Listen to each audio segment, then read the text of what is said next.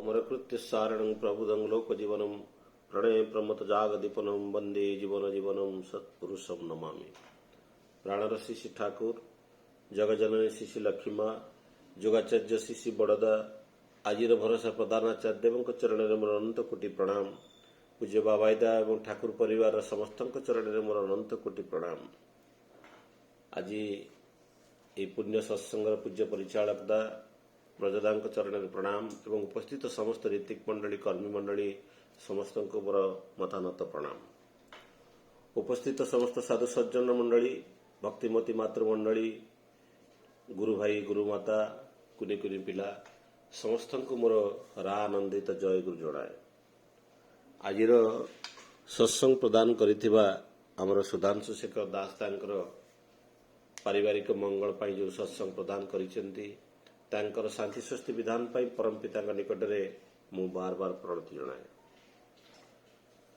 मोर परम सौभाग्य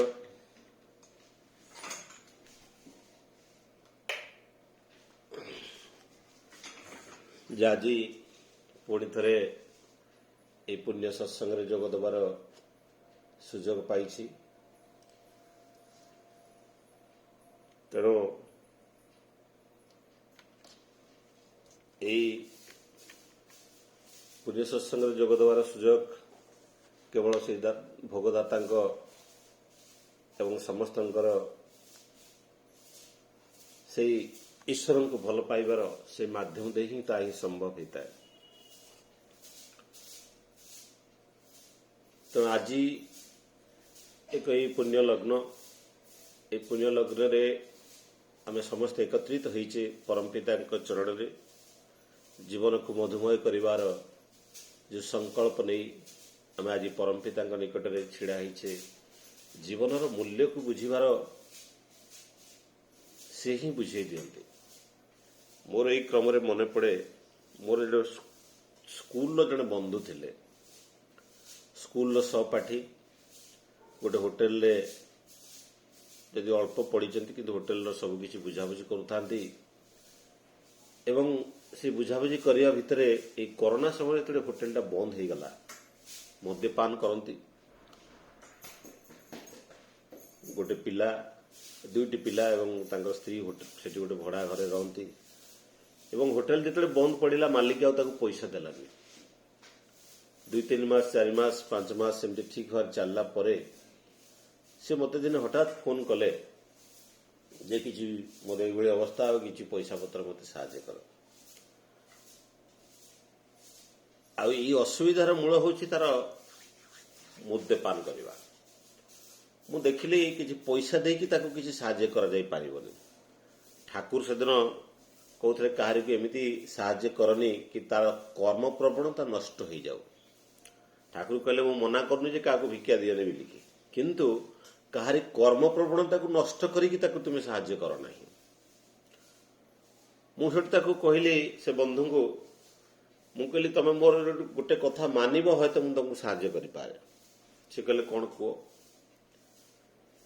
मु कहली जदी बंद अछि तमे गोटे काम करो, तमे दीक्षा नहीं जाओ, ठाकुरंग दीक्षा लियो। दुनिया जदि क्या किसी साहाय्य करे अर्थ किसी दिए से सामयिक सुख दे थाए, किंतु जब भीतर धर्म प्रतिष्ठा कर दिया जाए से धर्म भाव से एक उत्कृष्ट मनुष्य परिणत हो जाई पारिबो एवं ता पई अन्य कहारी साहाय्यर आवश्यक पड़िबो नाही। एवं ठीक ता ही हैला। मु जब तो कहल दीक्षा नहीं जाओ सब आड़े तो बंद। मुझे सत्संग बिहार भुवनेश्वर को अभय परिड़ा पाखु पठेली। अभय परिड़ा को फोन भी कली किंतु गेट बंद थी से अनेक समय जाए फेरी आसला।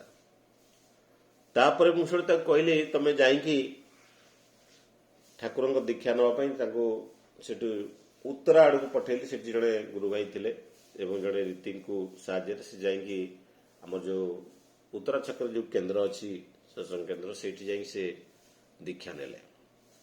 दीक्षा नेला रीतिक बुझेदेले कौन कौन कर मुझे किसी प्रेरणा देली जे यही सब नियम रे पालन कर।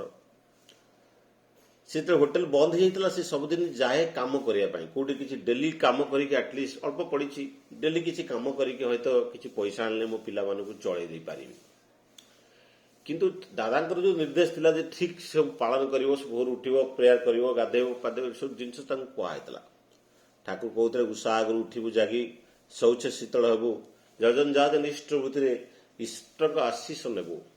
ସେ ବାସ୍ତବିକ ସେ ତା ଭିତରେ ଠିକ ତା ପରଦିନ ସେ ବହୁତ ଜଲ୍ଦି ଉଠି ପଡ଼ିଲା, ପ୍ରେୟାର କରିବେ ବୋଲିକି ମାନେ ଉପାସନା ବହି ଧରିକି ପ୍ରେୟାର କରିବାକୁ ଚେଷ୍ଟା କଲା ଏବଂ ଦେଖିଲା ସେ ଉଠେ 8ଟା ବେଳୁ।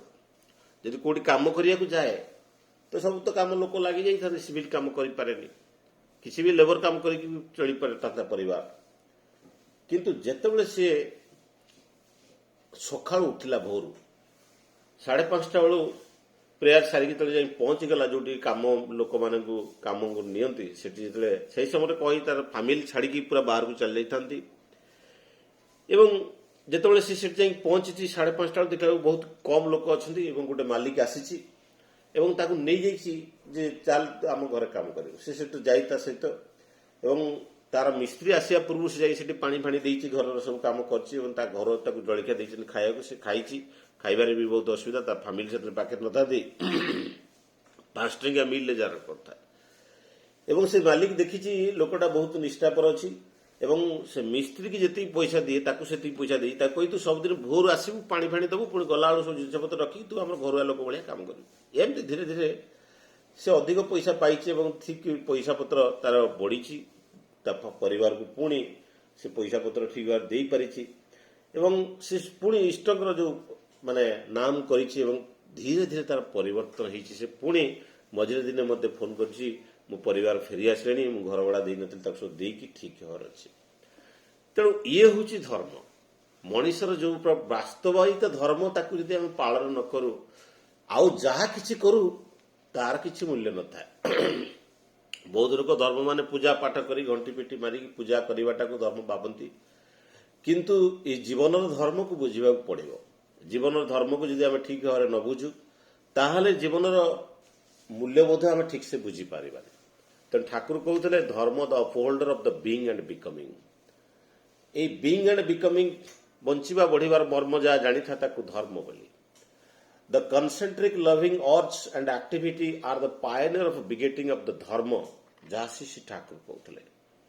ଏଇ ଭଲ ପାଇବାର ଭିତରେ ହିଁ ଧର୍ମ ସୃଷ୍ଟି ହେଇଥାଏ।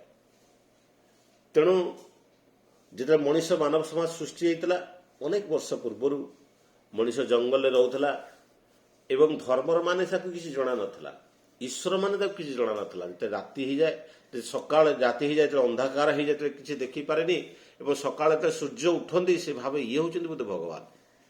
ତେଣୁ ସୂର୍ଯ୍ୟଙ୍କୁ ଭଗବାନ ବୋଲି ଭାବିଲା। ଅନ୍ଧାର ଯେତେବେଳେ ଚନ୍ଦ୍ରମାମା ଉଠନ୍ତି ତାଙ୍କୁ ମଧ୍ୟ ଭଗବାନ ବୋଲି ଭାବିଲା।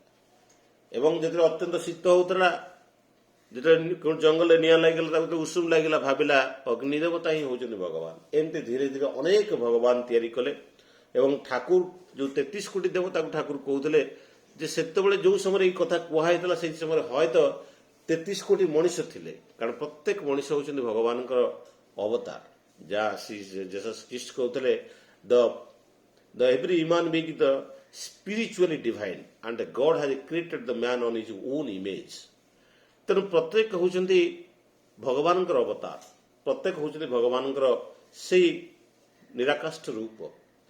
ତେଣୁ ସ୍ୱାମୀ ବିବେକାନନ୍ଦ କହୁଥିଲେ ଯେ ଭଗବାନଙ୍କର ଯୋଉଠୁ ସୃଷ୍ଟି ଆମ ମଧ୍ୟ ସେଇଠୁ ସୃଷ୍ଟି, କିନ୍ତୁ ଭଗବାନ ସୃଷ୍ଟି ହୁଅନ୍ତି ରାଜା ହେଇକି, ଆମେ ସୃଷ୍ଟି ହଉ ପ୍ରଜା ହେଇକି, ଆଉ ସିଏ ସୃଷ୍ଟି ହୁଅନ୍ତି ଦାତା ହେଇକି, ଆଉ ଆମେ ସୃଷ୍ଟି ହଉ ମାନେ ଭିକାରୀ ହେଇକି ତାଙ୍କଠୁ କିଛି ଗ୍ରହଣ କରିବା ପାଇଁ। ଆମେ ସବୁବେଳେ ଲେଲିଆନ ଥାଉ କିଛି ଗ୍ରହଣ କରିବା ପାଇଁ। ଏଇ କିଛି ପାଇବାର ଯୋଉ ଆଶା ଆମ ଜେନେଟିକଟାକୁ ଜିନ୍ଟାକୁ ପରିବର୍ତ୍ତନ କରିଦେଇଛି। ଆମେ ସବୁବେଳେ ପାଇବା ପାଇଁ ଲେଲିଆନ। ଏଇ ପାଇବାର ଲେଲିହାନଟା ଆମ ଭିତରେ କିଭଳି ଭାବରେ ନିର୍ବାପିତ ହେବ, ତାକୁ କିଭଳି ପରିବର୍ତ୍ତନ ହେବ, ତାହା ହିଁ ଠାକୁର ଏଇ ଇଷ୍ଟବୃତ୍ତି ମାଧ୍ୟମରେ, ତାହା ହିଁ ଆମର ଜେନେଟିକାଲ ଚେଞ୍ଜେସ୍ କରିବା ପାଇଁ, ଆମ ଜିନ୍ ଭିତରେ ଯୋଉ ରହିଛି ଆମେ ସବୁବେଳେ ଅନ୍ୟଠୁ ଜିନିଷ ନେଇଯିବା ପାଇଁ ଚାହୁଁ, ତାକୁ ପରିବର୍ତ୍ତନ କରିବା ପାଇଁ, ଏଇ ଦବାର ଭାବଟା ସୃଷ୍ଟି କରିବା ପାଇଁ ତ ଇଷ୍ଟବୃତ୍ତିର ସୃଷ୍ଟି। ଯାହା ଆଜି ହୁଏତ ଆମ ଭିତରେ ଜାଣିପାରୁନେ, କାଲି ଆମର ଜେନେଟିକାଲ ଚେଞ୍ଜେସ୍ ହେଲେ, ଯାହା ଠାକୁର କହୁଥିଲେ 3rd ଜେନେରେସନ ବା 5th ବା 7th ଜେନେରେସନ ବେଳକୁ ଅନେକ କିଛି ପରିବର୍ତ୍ତନ ହେଇପାରିବ ମଣିଷ ଭିତରେ। ତେଣୁ ତାକୁ ନିଷ୍ଠାର ସହିତ ପାଳନ କଲେ ଦ୍ୟାଟ୍ ଇଜ କମ୍ପ୍ଲିଟଲି ସାଇଣ୍ଟିଫିକାଲ। ଏଇ ଯୋଉ ନବାର ଭାବଟା ହିଁ ଆମର ଦୁଃଖର କାରଣ, କିଛି ପାଇବାର ଭାବଟା ହିଁ ଦୁଃଖର କାରଣ।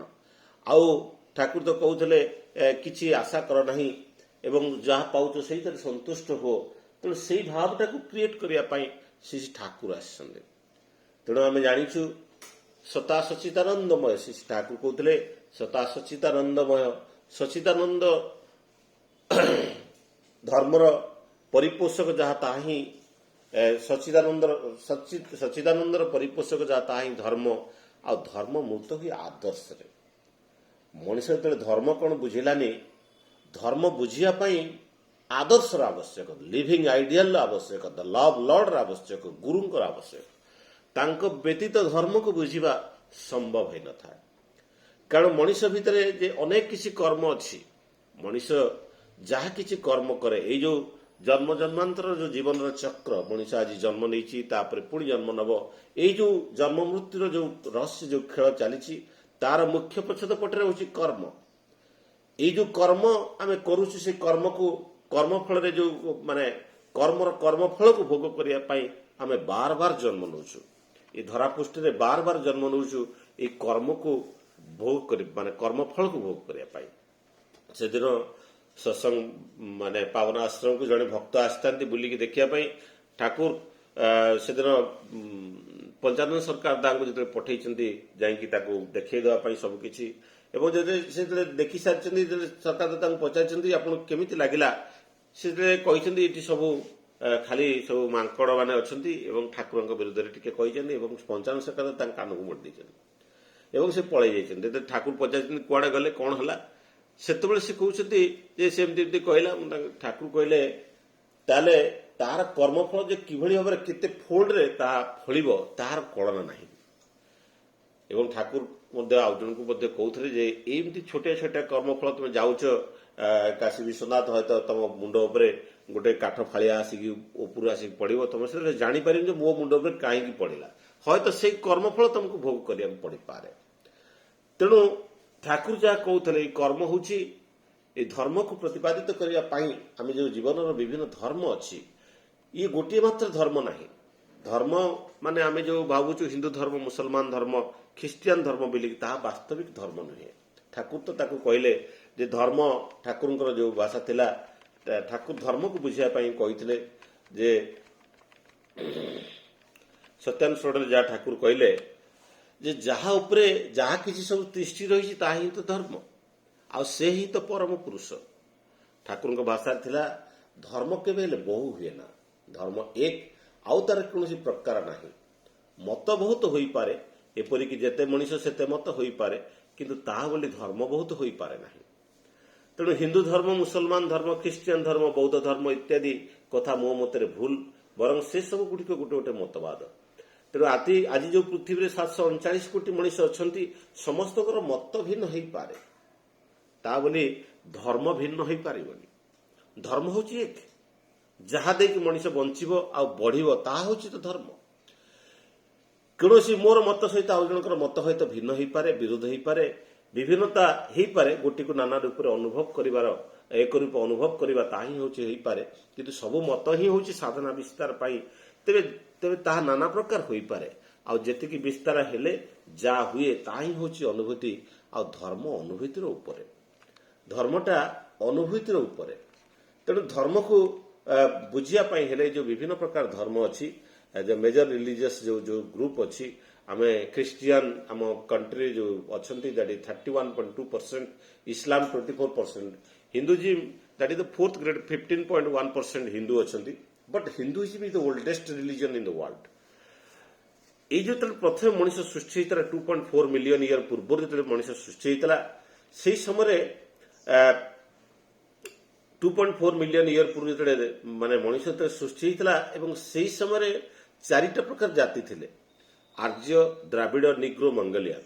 ଏଇ ଯେଉଁ ଆର୍ଯ୍ୟ ଜାତି ଥିଲେ, ଉତ୍ତର ମେରୁରେ ଅବସ୍ଥାନ କରୁଥିଲେ ଏବଂ କଣ୍ଡୁସିଭ୍ ନ ହେବାରୁ, ଯେଉଁ ସେଠିକାର ଯେଉଁ ବାୟୁମଣ୍ଡଳ ଏତେ ଥଣ୍ଡା ହେବାରୁ ସେମାନେ ପଳେଇ ଆସିଲେ, ଏବଂ ଆସିକି ସେମାନେ ଯେତେବେଳେ ଏଇ ହିନ୍ଦୁ ଅବବାହିକାରେ ଯେଉଁମାନେ ଅବସ୍ଥିତ କଲେ, ସେଇମାନଙ୍କୁ ଆମେ ପରେ ହିନ୍ଦୁ ସିନ୍ଧୁ ନଦୀର କୂଳରେ ଯେଉଁମାନେ ଅବବାହିତ ବାସ କରୁଥିଲେ, ସେମାନଙ୍କୁ ପରେ ପରେ ଆମେ ତାକୁ ହିନ୍ଦୁ ବୋଲି କୁହାଗଲା।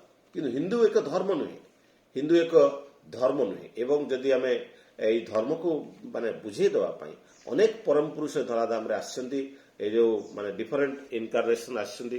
ଏବଂ ଠାକୁର ମଧ୍ୟ କହୁଥିଲେ ଯେ ଏମିତି ମଣିଷ ମାନେ ଆସନ୍ତି ଯେଉଁମାନଙ୍କ ପାଖରେ ଏଇ କସ୍ମିକ୍ ପାୱାରଟା ଏତେ ଅଧିକ ଥାଏ, ଯାହାଙ୍କର ସଙ୍ଗ ଲାଭ କଲେ ଆମେ ତାଙ୍କ ଭିତରୁ ଅନେକ ଶକ୍ତି ଆମ ଭିତରେ ପ୍ରସାରିତ ହେଇପାରେ।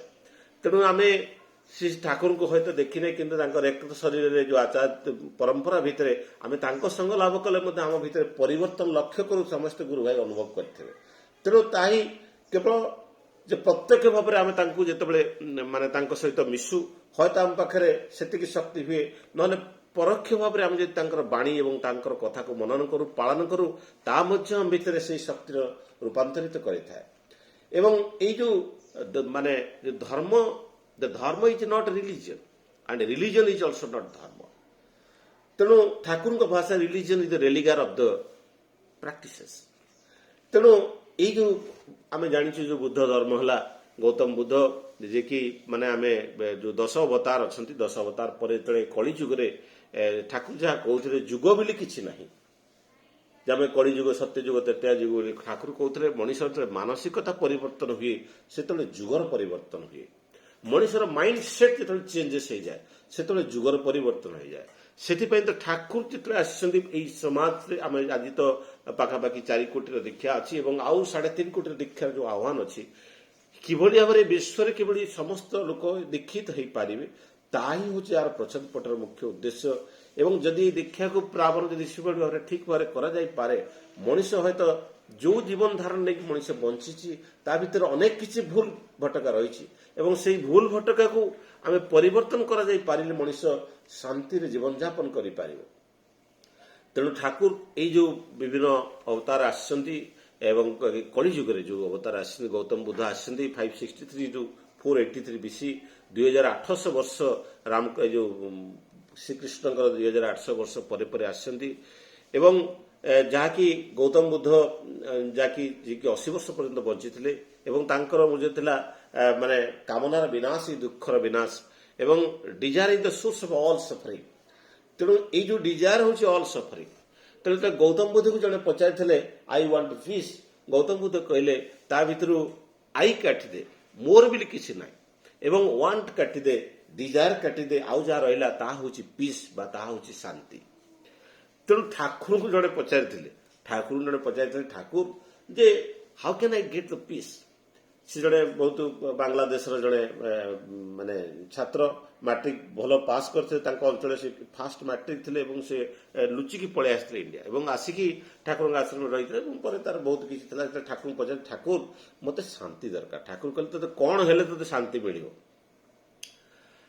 ସେଠୁ କହିଲା ମୋତେ କିଛି ଖାଇବାକୁ ମିଳିଲେ, ମୁଁ ଖାଇବାକୁ ପାଉନଥାଏ ସେତେବେଳେ। ସେ କହିଲେ ମୋତେ କିଛି ଖାଦ୍ୟ ମିଳିଲେ ମୁଁ ମଣିଷ ଶାନ୍ତି ପାଇବ। ଠାକୁର କହିଲେ ଆଉ କ'ଣ ଦରକାର? ନା ଗୋଟେ ଛୋଟ ଘର ଦରକାର। ଠାକୁର କହିଲେ ଆଉ କ'ଣ ଦରକାର? ତାପରେ ସେ କହିଲେ ଗୋଟେ ଛୋଟ ପରିବାର ଦରକାର। ଠାକୁର କହିଲେ ଆଉ କ'ଣ ଦରକାର? ସେ ସବୁ କହିଲା ହଁ ସେତିକି ହେଲେ ହେଇଯିବ।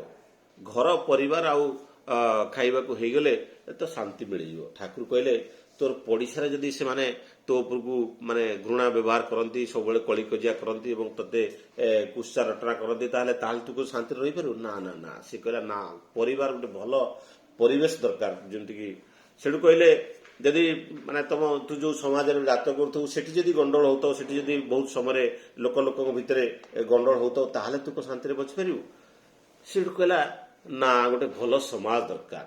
ଯଦି ତୋ ରାଷ୍ଟ୍ର ନାୟକ ଯିଏ ଥିବେ, ତୁ ଯେଉଁ ରାଷ୍ଟ୍ରରେ ଜୀବନ ଧାରଣ କରୁଥିବୁ, ସେଇ ରାଷ୍ଟ୍ରର ଯଦି ରାଜା, ଯଦି ମୁଖିଆ ଯଦି ଖରାପ ଥିବେ ଏବଂ ତୁ କ'ଣ ଶାନ୍ତିରେ ବଞ୍ଚିପାରିବୁ? ସେ କହିଲା ନା, ତା ମାନେ ତୋତେ କ'ଣ ଦରକାର? ଶାନ୍ତି ପାଇବା ପାଇଁ ଆମକୁ କ'ଣ ଦରକାର? ତେଣୁ ସେଥିପାଇଁ ଯେଉଁ ପଞ୍ଚଜୀବନର କଥା ଆସିଛି, ଯେଉଁ ବ୍ୟକ୍ତି ଜୀବନ, ଦାମ୍ପତ୍ୟ ଜୀବନ, ପାରିବାରିକ ଜୀବନ, ସାମାଜିକ ଜୀବନ ଓ ରାଷ୍ଟ୍ର ଜୀବନ, ସେ 5ଟା ଜିନିଷ ଯଦି ଠିକ୍ ଭାବରେ ଧର୍ମ ସମାହିତ ନ ହୁଏ ତାହେଲେ ହয়তো ଆମକୁ ଶାନ୍ତି ମିଳିପାରିବ ନାହିଁ। ତେଣୁ ଶାନ୍ତିର ପଛପଟେ ଠାକୁର ସେଥିପାଇଁ କହିଲେ, ତେଣୁ ସବୁକିଛି ଆବଶ୍ୟକ ଅଛି, ସବୁକିଛି ଆବଶ୍ୟକ। ଆଉ ସେ ସବୁକିଛିର ମୂଳ ମନ୍ତ୍ର ଠାକୁର ଯେଉଁ 5ଟା ଯେଉଁ ବେସିକ୍ ଜିନିଷ କହିଲେ, ଯଜନ ଯାଜନ ଇଷ୍ଟବୃତ୍ତି ସୁସ୍ଥୈନ ସଦାଚାର, এই 5ଟା ଜିନିଷକୁ ଶାନ୍ତି ସୁସ୍ଥିରେ ରଖିବା ପାଇଁ ତାହା ହିଁ ହେଉଛି ମୁଖ୍ୟ ଆଧାର। ଏବଂ ଠାକୁର ମଧ୍ୟ କହୁଥିଲେ ମୁଁ ଏକ ଅଚାନକ ପ୍ରାଣୀ। ଏଇଥିପାଇଁ ସବୁ ଅବତାରଙ୍କର ଯଦି ଆମେ ଦେଖିବା, ସବୁ ଅବତାରଙ୍କ ଭିତରେ 300 ବର୍ଷ 400 ବର୍ଷ ଏମିତିର ବ୍ୟବଧାନ ଥିଲା, କିନ୍ତୁ ରାମକୃଷ୍ଣ ପରମହଂସଙ୍କ ପରେ ଠାକୁରଙ୍କର ଆଗମନ ଜଷ୍ଟ 1 ବର୍ଷର ବ୍ୟବଧାନରେ ଠାକୁରଙ୍କର ଆଗମନ ହେଇଥିଲା। ସେଥିପାଇଁ ତ ଠାକୁର କହୁଥିଲେ ମୁଁ ଏକ ଅଚାନକ ପାଣି, ମୋ ଭଳି ଆଉ କିଏ ଆସିବେ ନା କିଏ ଆସିବେ। ତେଣୁ ଠାକୁରଙ୍କୁ ଯେତେବେଳେ ପଚରା ହେଇଥିଲା ଆପଣଙ୍କ ଆଗମନର ଉଦ୍ଦେଶ୍ୟ କ'ଣ, ଠାକୁର ସେତେବେଳେ କହୁଥିଲେ ମଣିଷର ସ୍ମୃତିବାହୀ ଚେତନା ଶକ୍ତିକୁ ଜାଗ୍ରତ କରିବା ପାଇଁ ହିଁ ମୁଁ ଆସିଛି, ଏବଂ ମଣିଷର ଜୀବନାଗ୍ନି ଶକ୍ତି ଯେତେବେଳେ ନିର୍ବାପିତ ହେବାକୁ ବସେ ସେତେବେଳେ ହିଁ ମୁଁ ଆସିଥାଏ। ମଣିଷକୁ ଅମୃତର ଶାନ୍ତି ଓ ଅମୃତର ସନ୍ଧାନ ଦେବା ପାଇଁ ହିଁ ମୋର ଆଗମନ। ସିଏ ହେଉଛନ୍ତି ପରମ ପୁରୁଷ। ସେ ଆସିଛନ୍ତି ଆମକୁ ଶାନ୍ତି ସ୍ୱସ୍ତି ପ୍ରଦାନ କରିବା ପାଇଁ। ଏବଂ ଧର୍ମର ସଂଜ୍ଞା ଅନେକ କିଛି ହେଇପାରେ, ବିଭିନ୍ନ ଧର୍ମ ଅନୁସାରେ ବିଭିନ୍ନ ପ୍ରକାର ସଂଜ୍ଞା ହେଇପାରେ, କିନ୍ତୁ ଠାକୁର এই ଧର୍ମକୁ ବୁଝେଇ ଦେବା ପାଇଁ। ତେଣୁ ସେଥିପାଇଁ ତ ଠାକୁରଙ୍କ ଯୋଉ ବାଣୀ ଥିଲା ଧର୍ମ ମୃତ ହୁଏ ଆଦର୍ଶରେ। ଯେତେବେଳେ ଆମେ ଗୋଟେ ଲିଭିଂ ଆଇଡିଆଲକୁ ଆମେ ଯେତେବେଳେ ଦେଖୁ କିଭଳି ଭାବରେ ବଞ୍ଚିବାକୁ ହୁଏ, କିଭଳି ଜୀବନ ଧାରଣ କରିବାକୁ ହୁଏ, ଠାକୁର ତ କେମିତି ଗାଧେଇବାକୁ ହୁଏ, କେମିତି ଶୋଇବାକୁ ହୁଏ, କେମିତି କେତେବେଳେ ମାନେ ବସିବାକୁ ହୁଏ, କେମିତି କଥା କହିବାକୁ ହୁଏ, ସବୁ କିଛି କହିଦେଇଛନ୍ତି ତାଙ୍କର ଯୋଉ 81 ବର୍ଷର ଜୀବନ ଭିତରେ। କିଭଳି ଭାବରେ ଧର୍ମର ମାନେକୁ ଠାକୁର ଅତ୍ୟନ୍ତ ଉଜ୍ଜଳ ଭାବରେ ନିରୀକ୍ଷିକି ବୁଝେଇ ଦେଇଛନ୍ତି। ତେଣୁ ତାଙ୍କୁ ବୁଝିଲେ ହିଁ ଧର୍ମଟାକୁ ବୁଝି ହବ। ତେଣୁ ଧର୍ମ ମୃତ ହୁଏ ଆଦର୍ଶରେ। ସେ ଲିଭିଂ ଆଇଡିଆଲ, ଏବଂ ଆଦର୍ଶରେ ମୃତ ହେଲେ ହବନି, ସେ ତ ଲିଭିଂ ଆଇଡିଆଲ, ସେ ଆସିଛନ୍ତି ଧର୍ମକୁ ମୁକ୍ତ କରିବା ପାଇଁ। ତେଣୁ ସେଇ ପରମ ପୁରୁଷ ବା ଭଗବାନ ବିଷ୍ଣୁ ଯେତେବେଳେ ଶବ୍ଦ ରୂପରେ ଆସନ୍ତି ସେ ନାମ ହେଇଯାଏ, ଏବଂ ଯେତେବେଳେ ସେ ମାଛ ରୂପରେ ଆସନ୍ତି ସେ ମତ୍ସ୍ୟ ଅବତାର ହେଇକି ଆସନ୍ତି, ଏବଂ ଯେତେବେଳେ ସେମାନେ ସାଧାରଣ ମଣିଷ ହେଇକି ଜନ୍ମ ନିଅନ୍ତି ଏବଂ ଯାହାକୁ ମଣିଷ ଦେଖିକି ମଣିଷର ପରିବର୍ତ୍ତନ କରିବା ପାଇଁ ଯିଏ ଆସନ୍ତି ସିଏ ତ ସେତେବେଳେ ସେ କ'ଣ ହୁଅନ୍ତି, ସେତେବେଳେ ଗୁରୁ ହୁଅନ୍ତି। ଏବଂ ଗୁରୁ ଆମେ ଜାଣିଛୁ ଇଷ୍ଟଗୁରୁ, ଶ୍ରୀ ଠାକୁର ହେଉଛନ୍ତି ଇଷ୍ଟଗୁରୁ, ଏବଂ ମାନେ ସିଦ୍ଧଗୁରୁ ଯିଏ ସାଧନା କରିକି ଯୋଉ ସିଦ୍ଧ ହୁଅନ୍ତି ସିଏ ସିଦ୍ଧଗୁରୁ ଥାନ୍ତି, ଏବଂ ହয়তো ତାଙ୍କ ଜୀବନରେ ପରିବର୍ତ୍ତନ ଆସିପାରେ, ସିଦ୍ଧତା କେତେବେଳେ ବ୍ୟାପୃତ ହେଇପାରେ, କିନ୍ତୁ ଇଷ୍ଟଗୁରୁଙ୍କର ଉଦ୍ଦେଶ୍ୟ ହେଉଛି ମାନେ ମଣିଷକୁ ଶାନ୍ତି ସ୍ୱସ୍ତି ପ୍ରଦାନ କରିବା ପାଇଁ। ତେଣୁ ଠାକୁର ଯୋଉ ବାଣୀରେ ଦେଇଛନ୍ତି ଧର୍ମେ ସବାଇ ବାଞ୍ଚେ ବାଡ଼େ ସମ୍ପ୍ରଦାୟଟା ଧର୍ମ ନାଁରେ। ତେଣୁ ଏଇ ଯୋଉ ଧର୍ମକୁ ନେଇକି ଯୋଉ ଗଣ୍ଡଗୋଳ ହଉଛି, ଯୋଉ ଧର୍ମକୁ ଯୋଉ ପ୍ରତିପାଦନ କରିବା ପାଇଁ ଯାହା କିଛି ଆସୁଛି, ତ ତାହା କିଛି ଧର୍ମ ନୁହେଁ। ଦ ରିଲିଜିୟନ ହେଉଛି the belief in and worship of a super human controlling power, specially the personal god or gods. ତାହା ଥିଲା ବାଣୀ। ଦ believe in and worship of a superhuman ହେଉଛନ୍ତି Shri Thakur, controlling power, specially a personal god or gods. To adore the great with a devoted service is the way to be the great, because the bliss is materialized in them through their devotion and worship. ତାହା ଥିଲା ଠାକୁରଙ୍କର ବାଣୀ। ତେଣୁ ଠାକୁର କହୁଥିଲେ ଏଇ ଯୋଉ ଅବତାର ମାନେ ଆସନ୍ତି the prophet of the time, the prophet of the time is the enlivening emblem of the past and fulfilment thereof. ତାହା ଥିଲା ଠାକୁରଙ୍କର ବାଣୀ। The God is for all and the prophet are for all, no compartment, but they are the fulfiller of all compartments in their equity to create the regime in the satanic dissuasions of the people from the unity to the God. ଠାକୁର ତ କହୁଥିଲେ କୌଣସି ଇଜିମ୍ କାମ କରିବନି, ବୋଲି the life ଇଜିମ୍ will work. ତେଣୁ ସେଇ ପରମପିତାଙ୍କ ଆଡ଼କୁ ଅନେଇକି ଚାଲିଲେ ମଣିଷର ସବୁକିଛିର ମାନେ ପରିବର୍ତ୍ତନ ହେଇପାରିବ। ତେଣୁ ମଣିଷର ଯୋଉ ବିଶ୍ୱାସ ଥାଏ, ଯେଉଁ ଭାବ ବିରୁଦ୍ଧ ଭାବ ଦ୍ୱାରା ଆହତ ବା ଅଭିଭୂତ ହୁଏନି, ତାହା ହେଉଛି ମଣିଷର ବିଶ୍ୱାସ, ଏବଂ ତାର କର୍ମ ସେଇ ବିଶ୍ୱାସକୁ ଅନୁସରଣ କରେ। ଆଉ ଯେପରି ବିଶ୍ୱାସ ମଣିଷର ଥାଏ ତାର କର୍ମ ମଧ୍ୟ ସେହିପରି ଥାଏ। ତେଣୁ ମଣିଷ ଭିତରେ ଧର୍ମ କେବେ ହେଲେ ମୂର୍ତ୍ତ ହୁଏ ତାର ବିଶ୍ୱାସକୁ ନେଇକି, ଏବଂ ତାର ବିଶ୍ୱାସ ତାର ଜେନେଟିକ୍ ତା ଜିନ୍ ଦେଇକି ଆସେ।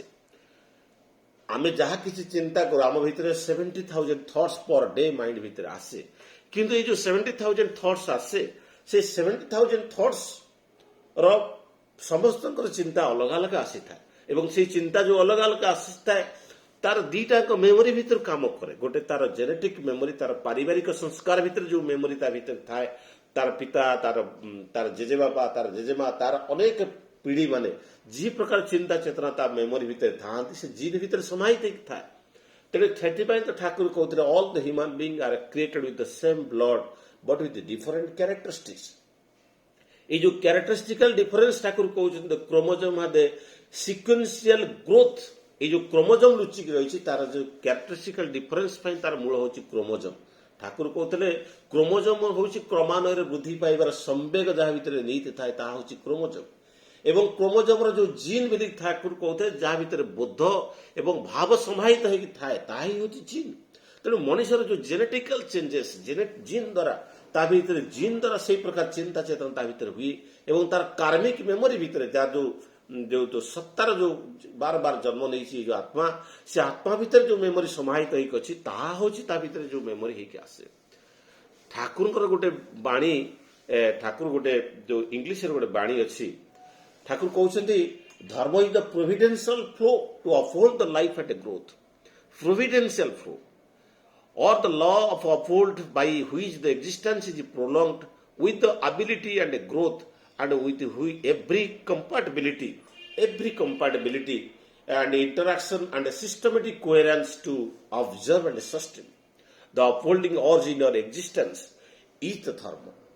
The existence of all the exist, that is the sat, and the responsive of all that respond, that is the chit, and the becoming of all that coming, that is the ananda.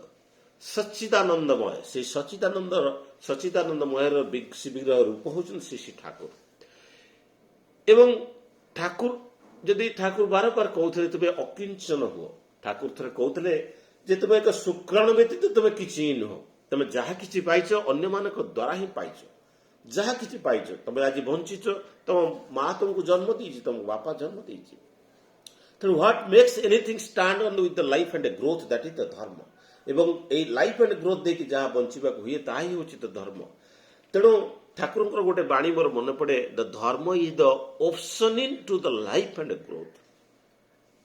ସେ ଓପସନିଂ ର ୱାର୍ଡଟା, ଓପସନ କେତେ ସାଇଣ୍ଟିଫିକାଲ ଠାକୁରଙ୍କର ସେ ବାଣୀ ଥିଲା। ଓପସନିଂ ହେଉଛି constituent of the blood serum which makes the bacteria more readily eaten up by the phagocytes। ତା ମାନେ ବ୍ୟାକ୍ଟେରିଆ ମାନଙ୍କୁ ମାନେ ଫାଗୋସାଇଟ୍ ମାନେ କିଲ୍ କରିବା ପାଇଁ ଯୋଉ ପ୍ରୋଟିନ୍ର ଆବଶ୍ୟକ ପଡେ ସେଟା ହେଉଛି ଓପସନିନ୍। ଠାକୁର କହୁଥିଲେ ତା ମାନେ ଧର୍ମ ମଣିଷର ଇମ୍ୟୁନିଟି ସିଷ୍ଟମକୁ ଠିକ ରଖେ। ଧର୍ମ ଇଜ ଦ ଓପସନିନ୍ to the life and growth. ଏଇ ବଞ୍ଚିବା ବଢିବାର ଯୋଉ ଇମ୍ୟୁନିଟି ଦରକାର ତା ଇମ୍ୟୁନିଟି ମଣିଷ ଧର୍ମରୁ ପାଏ। ପୁଣି ଠାକୁର କହୁଛନ୍ତି ଧର୍ମ ଆକ୍ସ ଦ ଓପସନିନ୍ in the human life. What makes us to live and grow with the healthy maintenance is the dharma. The object of the dharma is to attain all the perfection, to enlighten the existence। तो ଠାକୁରଙ୍କର ଯୋଉ ଭାଷା ଥିଲା ଅନ୍ୟ ବଞ୍ଚାଇ ନିଜେ ଥାକେ ଧର୍ମ ବୋଲେ ଜାନିସ୍ ତାକେ। ତ ଅଫୋଲ୍ଡ ଅନ୍ୟକୁ ବଞ୍ଚେଇକି ନିଜେ ଥାକେ ଜାନିସ୍ ତାକେ ଧର୍ମ ବୋଲି। ତ ଅନ୍ୟକୁ ବଞ୍ଚେଇବା, ତେଣୁ ଅନ୍ୟର ଉନ୍ନତିର ଚିନ୍ତା ହିଁ ହେଉଛି ନିଜ ଉନ୍ନତିର ମାନେ ସୋପାନ ବା ପ୍ରଥମ। ଧର୍ମ nurture the religion which brings the uphold the existence। এই existence କୁ ଯିଏ uphold କରିକି ରଖେ ତାହା ହିଁ ହେଉଛି ଧର୍ମ। To bind oneself of repelling with the love lot, the seer of the life and growth, adjust their personality to follow him accordingly the religion। ତାହା ଥିଲା ଠାକୁରଙ୍କର ବାଣୀ। ତେଣୁ ଯଦି ଆମେ ଯଦି ମହାଭାରତକୁ ଯଦି ଦେଖିବା, ସେଇ ଆଦର୍ଶଙ୍କୁ ଧରିଲେ ସେ ଯୋଉ ପରମ ପୁରୁଷ ଶ୍ରୀକୃଷ୍ଣ ଆସିଥିଲେ। ଯଦି ଧର୍ମକୁ ଦେଖିବା, the killing of the Karna when he was in the trouble, ସେତେବେଳେ ପରମ ପିତା ଯୋଉ ପରମ ପୁରୁଷ ଶ୍ରୀକୃଷ୍ଣ ଅର୍ଜୁନକୁ କହୁଛନ୍ତି ତମେ ଶରବିଦ୍ଧ କର କର୍ଣ୍ଣକୁ। ତେଣୁ ଯେତେବେଳେ କର୍ଣ୍ଣ ଟ୍ରବୁଲ ଅଛି ତାକୁ ଶରବିଦ୍ଧ କରିକି ମାରିଦିଅ, ତାହା ହିଁ ଧର୍ମ ଥିଲା। ମାନେ ଗୁରୁ ଦ୍ରୋଣାଚାର୍ଯ୍ୟକୁ ହତ୍ୟା କରିବା ତାହା ହିଁ ଧର୍ମ ଥିଲା। ପିତାମହ ଭୀଷ୍ମଙ୍କୁ ହତ୍ୟା କରିବା ଅର୍ଜୁନଙ୍କର ତାହା ହିଁ ଧର୍ମ ଥିଲା। ସବୁ 100 ଭାଇଙ୍କୁ ହତ୍ୟା କରିବା ଭୀମଙ୍କର ତାହା ହିଁ ଧର୍ମ ଥିଲା। ଏବଂ ଗୋଟିଏ ନାରୀକୁ 5 ପୁରୁଷ ବିବାହ କରିବା ତାହା ମଧ୍ୟ ଧର୍ମ ଥିଲା। ଏବଂ killing of the great warriors tactfully ଏବଂ ବିଭିନ୍ନ ପ୍ରକାର ଛଳନା କରିକି ଅନ୍ୟମାନଙ୍କୁ ହତ୍ୟା କରିବା ତାହା ମଧ୍ୟ ଧର୍ମ ଥିଲା। ତାହା ଆମେ ଏଇ ମହାଭାରତରୁ ଶିଖୁ। ବାସ୍ତବିକ ସେସବୁ କ'ଣ ଧର୍ମ ଥିଲା? ବାସ୍ତବିକ ତାହା ଥିଲା। କାହିଁକି ବାସ୍ତବିକ ଆମେ ଧର୍ମର ପ୍ରକୃତ ମୂଲ୍ୟବୋଧକୁ କେବଳ ତାଙ୍କୁ ଧରିଲେ ହିଁ ବୁଝିପାରିବା। ଯଦି ଆମେ ସିଏ ଶ୍ରୀକୃଷ୍ଣ ଆଦର୍ଶ ପୁରୁଷ, ସିଏ କହୁଛନ୍ତି ତୁମେ ଯେତେବେଳେ ମାନେ କହୁଛନ୍ତି ତୁମେ ତାକୁ ହତ୍ୟା କର। ଯେତେବେଳେ ସେ ଗାଣ୍ଡୀବ ଛାଡ଼ି ଦେଇଥିଲେ, ଆମେ ଜାଣିଛୁ ଯେତେବେଳେ ମହାଭାରତରେ ଯେତେବେଳେ ଅର୍ଜୁନ ଗାଣ୍ଡୀବ ଛାଡ଼ି ଦେଇକି ବସିଥିଲେ ଏବଂ ଯେତେବେଳେ ତାଙ୍କୁ ଧର୍ମର ଜ୍ଞାନ ବୁଝେଇଥିଲେ, ସେତେବେଳେ ଶ୍ରୀକୃଷ୍ଣ ସେତେବେଳେ ତାର ସେଇ ବର୍ଣ୍ଣକୁ ବର୍ଣ୍ଣାଶ୍ରମର କଥା କହୁଥିଲେ। ତମର ବର୍ଣ୍ଣ ଯୋଉ କ୍ଷତ୍ରିୟ ଧର୍ମକୁ ପାଳନ କରିବାକୁ ପଡିବ। ଆଉ କିଛି ଧର୍ମ ନାହିଁ, କ୍ଷତ୍ରିୟ ଧର୍ମ କଣ ତାକୁ ହିଁ ପାଳନ କରିବାକୁ ପଡିବ। ତେଣୁ କୋଉ ସମୟରେ କୋଉ ଧର୍ମର ଆବଶ୍ୟକ ଅଛି ତାକୁ ବୁଝିବା ଆମକୁ ସମ୍ଭବ ନୁହେଁ। ତେଣୁ ପରମ ପିତାଙ୍କ ସାନ୍ନିଧ୍ୟ ଲାଭ ନ କଲେ, ତାଙ୍କ ହାତ ଧରିକି ନ ଚାଲିଲେ ଆମେ ବୁଝିପାରିବାନି। ତେଣୁ ତାଙ୍କୁ ଧର୍ମକୁ ବୁଝିବା ପାଇଁ ହେଲେ ସେ ପରମ ପିତାଙ୍କର ସଙ୍ଗ ହିଁ ଆବଶ୍ୟକ ପଡିଥାଏ। ତେଣୁ ସେଥିପାଇଁ ମୋର ମନ ହୁଏ, ସେଥିପାଇଁ ଗୋଟେ ଛୋଟ ପିଲା ଯେତେବେଳେ ରାସ୍ତାରେ ଚାଲିକି ଯାଉଥାଏ, ଯେତେବେଳେ ତାର ବାପାର ହାତକୁ ଧରିକି ଚାଲିକି ଯାଉଥାଏ, ସେତେବେଳେ ସେ ରାସ୍ତାର ନିୟମ କାନୁନ ତାକୁ ଜଣା ନଥାଏ ଏବଂ ସେ କେବେ ରୋଡର ଏପଟ ସାଇଡ୍ ପାର ହେଲା ବେଳକୁ ସେପଟ ସାଇଡ୍ ପାର ହେଲା ବେଳକୁ ରୋଡ କ୍ରସ୍ କଲା ବେଳକୁ ସେ ସେପଟରୁ ଗାଡି ଆସୁଛି କି ଏପଟରୁ ଗାଡି ଆସୁଛି ସେ କେବେ ଭ୍ରୁକ୍ଷେପ କରେନି, ଲକ୍ଷ୍ୟ କରେନି। କାହିଁକି ଲକ୍ଷ୍ୟ କରେନି? କାହିଁକି ନା ତା ବାପାର ଆଙ୍ଗୁଠିକି ସେ ଧରିଛି। ସେଇ ହଉଛି ତାର ଧର୍ମ, ସେଇ ହଉଛି ତାର କର୍ମ, ସେଇ ହଉଛି ରାସ୍ତାର ରୁଲ ରେଗୁଲେସନ, ସେଇ ହଉଛି ସଂସ୍କାର, ସବୁକିଛି ସେଇ। ତେଣୁ ଯେତେବେଳେ ସେ ଆଙ୍ଗୁଠିଟାକୁ ସେ ଧରିଥାଏ, ସେତେବେଳେ ସେ ରାସ୍ତାର ନିୟମ କାନୁନ ମାନିବା ଦରକାର ନାହିଁ, କି ଜାଣିବାର ଆବଶ୍ୟକ ନାହିଁ, କି ଏପଟରୁ ଗାଡି ଆସୁଛି କି ସେପଟରୁ ବିପଦ ଆସୁଛି ତାହା ବି ଜାଣିବା ଦରକାର ନାହିଁ, ରାସ୍ତାରେ ଗାଢା ଅଛି କି କଣ ପଡିଯିବ ତାକୁ ବି ଜାଣିବା ଦରକାର ନାହିଁ। ଆଖି ବନ୍ଦ କରିକି ସେ ବାପାର ଆଙ୍ଗୁଠି ଧରିକି ଚାଲିଲେ ସେତେବେଳେ ତାକୁ କିଛି ଆବଶ୍ୟକ ପଡେନି। କାହିଁକି? ସେ ପରମ ପିତାଙ୍କ ହାତ ଧରି ଚାଲୁଛି, ସେ ତାର ପିତାର ହାତ ଧରିକି ଚାଲିଛି। ଆମେ ଯେତେବେଳେ ପରମ ପିତାଙ୍କ ହାତ ଧରି ଚାଲୁ ସେତେବେଳେ ଆମକୁ କିଛି ଧର୍ମର କିଛି ଆବଶ୍ୟକ ପଡେନି। ସେଥିପାଇଁ ଠାକୁରଙ୍କର ଯୋଉ ଭାବବାଣୀ ହେଇଥାଏ, ଯୋଉ ମାନେ ଯେତେବେଳେ ଧର୍ମକୁ ଦ୍ୱାଦଶ ଦିବସରେ ଶ୍ରୀ ଠାକୁର କହୁଛନ୍ତି ଧର୍ମକୁ ଜାଗ୍ରତ କରିବାକୁ ହେଲେ କର୍ମକୁ ଜାଗ୍ରତ କରିବାକୁ ହୁଏ। ଆଉ କର୍ମଟାକୁ ଜାଗ୍ରତ କରିବାକୁ ହେଲେ ଧର୍ମଟାକୁ ଜାଗ୍ରତ କରିବାକୁ ହୁଏ। ଏବଂ ଦୁଇଟା ଯାକ ପାଖାପାଖି, ତା ଦୁଇଟା ଭାବରେ ଧର୍ମ କର୍ମ ଦୁଇ ଭାଇକୁ ମିଶାଇ ନିଏ। ସେତେବେଳେ ନିବୃତ ପଥରେ ସେହି ତ ବ୍ରହ୍ମ। ପରିତ୍ରାଣ ଚାହିଁଲେ ଦୁଇ ଭାଇକୁ ଆଗ ଡାକିବାକୁ ହୁଏ। ସେ ଦୁଇ ଭାଇ ଦୁଇ ଦିଗରେ ଯାଆନ୍ତି, ସତ୍ ଦିଗରେ ମଧ୍ୟ ଯାଆନ୍ତି, ଅସତ୍ ଦିଗରେ ମଧ୍ୟ ଯାଆନ୍ତି। ଚୋରି କରିବା ଚୋରର ଧର୍ମ, ସାଧୁର ଧର୍ମ ପରପରକାଦି ଏବଂ ସତ୍କର୍ମ। ଆଉ ଭଗବାନଙ୍କ ଠାରେ ଆତ୍ମସମର୍ପଣ ହିଁ ହେଉଛି ଧର୍ମ। ତ ଠାକୁର ଭାବାନରେ କହିଛନ୍ତି ଯେ ତାଙ୍କ ପାଖରେ ଆତ୍ମସମର୍ପଣ, ତାଙ୍କ ପାଖରେ କମ୍ପ୍ଲିଟ ସରେଣ୍ଡର, ତାହା ହେଉଛି ଧର୍ମ। ସେତେବେଳେ କର୍ମଟା ସେଇ ଧର୍ମ ନେଇକି ସେ ଆତ୍ମସମର୍ପଣ ଦେଇକି ଯାଏ। ତେଣୁ ଇଷ୍ଟକର୍ମରେ ଯେତେବେଳେ ପ୍ରତିଷ୍ଠା ଲାଗିଯାଏ ସେତେବେଳେ ତାହା ହିଁ ତ ଧର୍ମ। କର୍ମଟା ଚଳେଇ ନେଇଯାଏ ଆଉ ଧର୍ମଟା ଧରି ରଖେ ବୋଲି କହୁଛନ୍ତି। ମଣିଷ ଯେପରି ତାର ପ୍ରାଣ ନାହିଁ, ଧର୍ମଟା ସେହିପରି ମଣିଷର କର୍ମଟା ହେଉଛି ତାର ପ୍ରାଣ। ତେଣୁ ଠାକୁରଙ୍କର ଯୋଉ ଭାଷା, ଠାକୁରଙ୍କର ଯୋଉ ମାନେ କର୍ମର ସଂଜ୍ଞା, ତ ଠାକୁର ଅନେକ ସମୟରେ କହିଛନ୍ତି ତୁମେ ଦିଟା କର୍ମ କହିଛନ୍ତି, ବଦ୍ଧ କର୍ମ ଏବଂ ମୁକ୍ତ କର୍ମ। ବଦ୍ଧ କର୍ମ ମାନେ ସବୁ କିଛି ମୋର ବୋଲି, ମୋ ସ୍ତ୍ରୀ, ମୋ ଘର, ମୋର ପିଲା, ମୋର ଚାକିରି, ମୋର ପଇସା, ମୋର ଟଙ୍କା, ଏଇଟା ସବୁ ହେଉଛି ବଦ୍ଧ କର୍ମ। ମୁକ୍ତ କର୍ମ ମାନେ ଏ ସବୁ କିଛି ମୋର ବୋଲି କିଛି ନାହିଁ, ସବୁ ପରମ ପିତାଙ୍କର ଦାନ, ମୁଁ କେବଳ ତାକୁ ସବୁ ଉପଭୋଗ କରୁଛି। ସେତେବେଳେ ସେଇ ଆବଦ୍ଧ ଆଟାଚମେଣ୍ଟଟା ଆମ ଭିତରେ ରହେନି। ତେଣୁ ସେଥିପାଇଁ ତ ଠାକୁର ସଂସାର ସନ୍ନ୍ୟାସୀ ଚାହିଁଛନ୍ତି ଏବଂ ଆମକୁ ସମସ୍ତଙ୍କୁ ଠାକୁର ଭାବବାଣୀରେ ମଧ୍ୟ କହିଛନ୍ତି ମୋତେ ସଂସାର ସନ୍ନ୍ୟାସୀର ଆବଶ୍ୟକ, ମୋତେ ଜଙ୍ଗଲ ସନ୍ନ୍ୟାସୀର ଆବଶ୍ୟକ ନାହିଁ। ତେଣୁ ଏଇ ଯୋଉ ଜଙ୍ଗଲ ସନ୍ନ୍ୟାସୀ କଥା ଯେତେବେଳେ ଠାକୁର ସଂସାର ସନ୍ନ୍ୟାସୀ, ଆମେ ଯୋଉ ଜୀବନ ଧାରଣ କରୁଛୁ, ଯଦି ପ୍ରକୃତ ସତ୍ସଙ୍ଗୀ ଜୀବନ ଠାକୁରଙ୍କର ଯୋଉ ଭାବଧାରା ନେଇକି ଯଦି ଆମେ ଜୀବନ ଧାରଣ କରୁ, ସେଥିପାଇଁ ଆମକୁ ଏକ ସନ୍ନ୍ୟାସୀ ହିଁ ଜୀବନ। ସକାଳୁ ପ୍ରାତରୁ ଉଠିକି ରାତି 4 ବଜେ ଉଠିକି ନାମ ଧ୍ୟାନ କରିବା ଏବଂ ଗାଧେଇବା, ମାନେ ସକାଳୁ ଉଠିକି ଉଷା ଆଗରୁ ଉଠିବୁ ଜାଗି ଶୌଚ ଶୀତଳକୁ ଉଠିବା, ଏବଂ ଏଇ ଯୋଉ ନିୟମ, ଏକ ସନ୍ନ୍ୟାସୀର ଜୀବନ ହିଁ ତାହା ହିଁ ତ ସନ୍ନ୍ୟାସୀର ଜୀବନ। କିନ୍ତୁ ତା ସହିତ ଈଶ୍ୱରଙ୍କ ସହିତ ଆଟାଚମେଣ୍ଟ ରହିକି ଯେତେବେଳେ ଆମେ ତାକୁ ରହୁ, ତ ତାହା ହିଁ ହେଉଛି ମାନେ ପରମ ପିତାଙ୍କ ନିର୍ଦ୍ଦେଶ ମାନିକି ଚଳିବାକୁ ପଡିବ। ତ ସେଥିପାଇଁ ମୋର ମନେ ପଡେ ଯେତେବେଳେ ମାନେ ବ୍ୟାସଦେବଙ୍କର ଯୋଉ ପୁତ୍ର ମାନେ ଶୁକ୍ରାଚାର୍ଯ୍ୟ ଥିଲେ, ଯୋଉ ବ୍ୟାସଦେବଙ୍କର ମାନେ ଯୋଉ ପୁତ୍ର ଥିଲେ, ଯେତେବେଳେ ସେ ତାଙ୍କ ପୁତ୍ର ବ୍ୟାସଦେବଙ୍କୁ ପଚାରୁଛନ୍ତି ମୁଁ ଯେ ଧର୍ମର ଆଧ୍ୟାତ୍ମିକତାର ଶ୍ରେଷ୍ଠ ଜ୍ଞାନର ଆବଶ୍ୟକ ଅଛି, ଯେତେବେଳେ ସେ ଶ୍ରେଷ୍ଠ ଜ୍ଞାନର ଆବଶ୍ୟକ କଥା କହିଛନ୍ତି, ବ୍ୟାସଦେବ ତାଙ୍କୁ ଜନକ ଋଷି ବା ସୀତାଙ୍କର ବାପାଙ୍କ ପାଖକୁ ପଠେଇ ଦେଇଛନ୍ତି।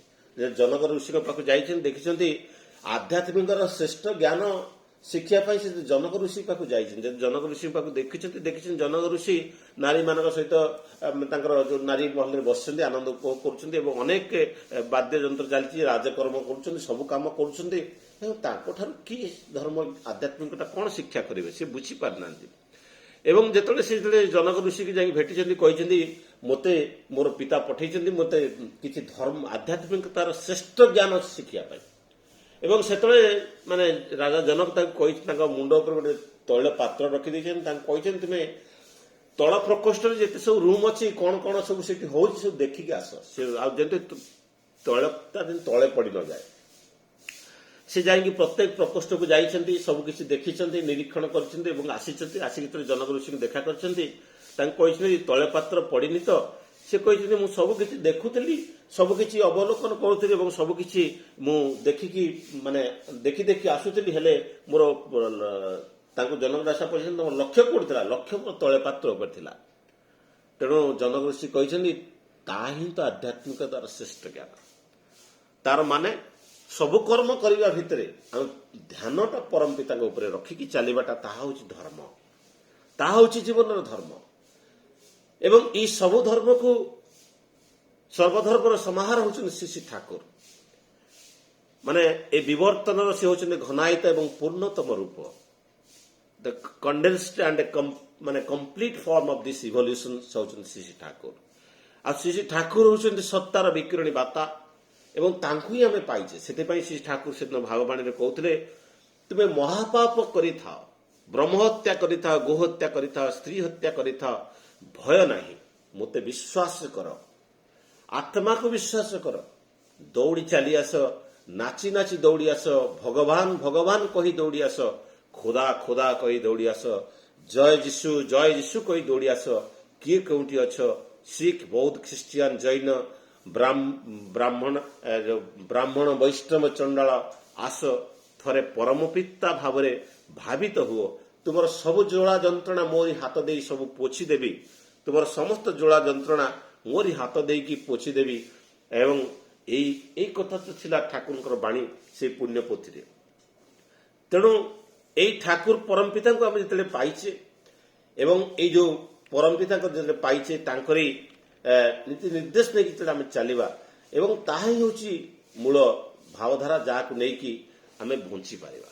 ଠାକୁର ଥରେ ଆଲୋଚନାରେ କହିଛନ୍ତି ଯେ ସନାତନ ଧର୍ମ ଇଜ ଦ ଇଟର୍ନାଲ ଧର୍ମ, ସମୟାନ ଧର୍ମ ଦ୍ୟାଟ୍ ଇଜ ଜେନେରାଲ, ବିଶେଷ ଧର୍ମ ସ୍ପେଶାଲ, ଦ ଯୁଗ ଧର୍ମ ହେଉଛି ବୟସର ଧର୍ମ, କୁଳ ଧର୍ମ ପାରିବାରିକ ଧର୍ମ, ବର୍ଣ୍ଣାଶ୍ରମ ଧର୍ମ ଦ କାଷ୍ଟ ଆଣ୍ଡ ଅର୍ଡର, ଦ ରାଜଧର୍ମ ହେଉଛି କିଙ୍ଗ, ପ୍ରଜା ଧର୍ମ ହେଉଛି ପ୍ରଜା বা প্রবৃত্তি ধর্ম দ ওয়ার্ল্ডলি আটাচমেন্ট অ্যান্ড নিবৃত্তি ধর্ম দ রিনাউন্স দ ওয়ার্ল্ড।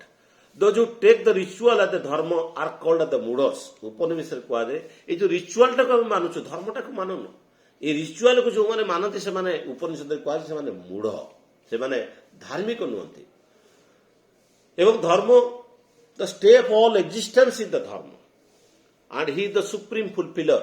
ଠାକୁର ହେଉଛନ୍ତି the fulfiller, the best. The dharma never become many and opinion may be many. Dharma which uphold the being and becoming, and the dharma uphold the life and the growth. Dharma takes the finite shape on the living ideal. ए धर्म को बुझिया पाई हेले living idea ही ता भीतर मूर्त होता है, which provide the shelter for the existence of all the matter. The dharma can be realized and perceived. धारयति धर्म, जा धारण करिछि ता होछि धर्म।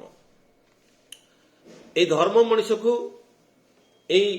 to know the dharma, to know the root cause of everything. Don't know the dharma, to know nothing and no wisdom.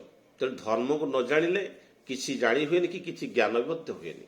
ତେଣୁ ତାହା କେବଳ ବିଶ୍ୱାସରେ ହିଁ ଆସିଥାଏ। ବିଶ୍ୱାସରୁ ଜ୍ଞାନ ଆସେ, ଜ୍ଞାନରୁ ମାନେ ନଲେଜ ଆସେ, ନଲେଜରୁ ୱିଜଡମ୍ ଆସେ, ଜ୍ଞାନରୁ ଭକ୍ତି ଆସେ, ଭକ୍ତିରୁ ମାନେ ବୋଧ ଆସେ ଏବଂ ବୋଧରୁ ଧର୍ମ ଜାତ ହୁଏ। ତେଣୁ ଧର୍ମ ଯାହା ଠାକୁର କହୁଥିଲେ ଧର୍ମ କର୍ମ ଦ୍ୱାରା ଟୁ ବ୍ରଦର୍ସ ଟୁ ଇନିସିଏଟ୍ ଧର୍ମ କର୍ମ did should be initiated first. ପ୍ରଥମେ କର୍ମ କରିବାକୁ ପଡ଼ିବ, ତାପରେ ଧର୍ମ ଜାଗ୍ରତ ହେବ। Two initiate the karma the dharma should be initiated fast. Dharma and karma will take towards the realization of the God and supreme consciousness ଆଡ଼କୁ ନେଇଯାଏ। ତେଣୁ dharma the inner set to keep in the state, ଯେମିତି ଠାକୁର ଆଲୋଚନାରେ କହିଛନ୍ତି water is water because it's, ତା ଧର୍ମ ହେଉଛି ସେଇଆ। Water vapour water liquid ice ये हूँ तार डिफरेंट आकार सी हूँ तार कर्म किंतु पानी हूँ तार पानी जो स्वरूप थाए हूँ धर्म धर्म has only one form that is the कर्म मे भी बहुत डिफरेंट फॉर्म हो पारे धर्म केवल विश्वास को होता है the expansion with lead the realization that is the dharma तेणु ठाकुर जहाँ कहते जे मिराकिल भी किसी नहीं किसी कौन जिन मिराकिल भी नहीं what you unable to understand that is the miracle एवं से ही अवतारी पुरुष सी आसी मनीष को माने शांति सुस्थिर विधान दवापाई तेणु तांकु नहीं ही आम जीवन तेणु तांकु आमे पाइसे जीवन रे एवं धर्म को बुझा माने बुझा ये जो आमको कर्म नवा पड़ो ये जो ठाकुर पुणी माने जो सत्कर्म सकामिक कर्म जोटा कहते ठाकुर कहते आलोचन कहुई जे जो तीन प्रकार कर्म अच्छी जोटा प्रारब्ध कर्म जहाँकि पूर्वजन्मर कर्म एवं क्रियामान कर्म एवं संचित कर्म तीन प्रकार कर्म कहते एवं ये जो प्रारब्ध कर्म ता आमर ये जो कार्मिक मेमोरी देके आसे एवं ये जो संचित कर्म ता जेनेटिक मेमोरी देके आसे एवं क्रियामान कर्म आम जहाँ ही कर्म करुचु ताही क्रियामान कर्म तेणु ये जो कर्म को लेकिन धर्म प्रतिपादित हुए ताकू लेकिन आम बंचा बढ़ियार माध्यम पाऊ तेणु जहाँ आज तो समय हो जाइए तेणु समस्त श्री श्री ठाकुर होचन द फुलफिल द बेस्ट सी समस्त मंगल पाई आसी सी होचंदी ज्ञान सी होचंदी विज्ञान सी होचंदी ब्रह्म सी होचंदी परम ब्रह्म सी होचंदी नाम सी होचंदी नामी सी होचंदी साकार आउ सी होचंदी निराकार तेणु तांकु ही आम जीवन में पाइचे तेणु समस्त शांति सृष्टि विधान पाई परम पिता निकट में मु पुणी थे मो प्रणति जन मोर वक्तव्य विराम दूची वंदे पुरुषोत्तम वंदे पुरुषोत्तम वंदे पुरुषोत्तम।